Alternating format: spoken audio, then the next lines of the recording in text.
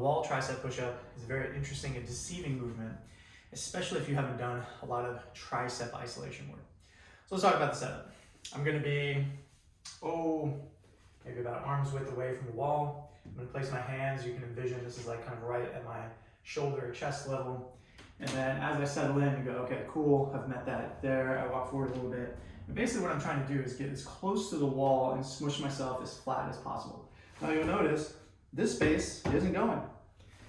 Because I have somewhat tight and strong triceps and I've done a lot of just upper body work, my range is gonna be much more limited than I've noticed people who haven't done quite as much. They can basically fold this all the way down. So that's gonna dictate how close you can get to the wall.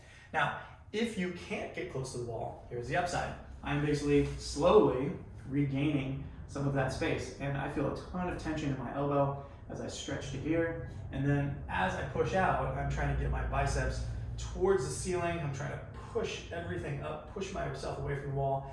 And invariably, when I first start these with people, they go, I'm not really feeling anything, I don't really get it.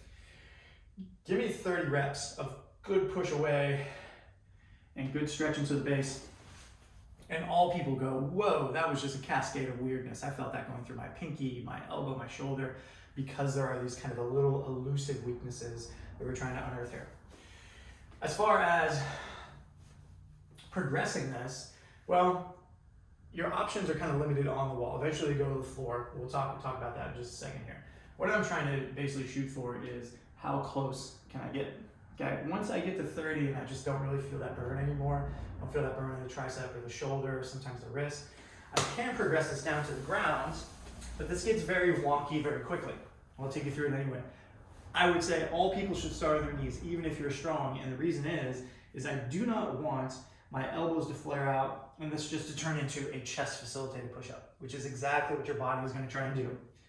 Elbows stay tucked in, and I'm thinking of pushing myself away from the floor. So you can see I struggle with that, even though I can probably do like 30 or 40 really good crisp push-ups. Isolating my triceps in this way, is incredibly difficult. So taking that back up to the wall, there is a tendency, if you find these too easy, that really what's happening is the elbows are coming out and you're using your chest to recruit and push away from the wall. This is all about hand, wrist, elbow, and shoulder health and efficacy. With the long term, as you get so good at isolating that, you move it down to the ground. But I would say 99% of human beings, you're gonna start here and you're gonna stay here just because there's so much nuance to capture. Now, if we had some equipment, could we do some French presses, all this kind of stuff? Fantastic, but if you're seeing this, the implication is that you don't have any equipment. So we're trying to maximize what you can do with just a wall and a floor.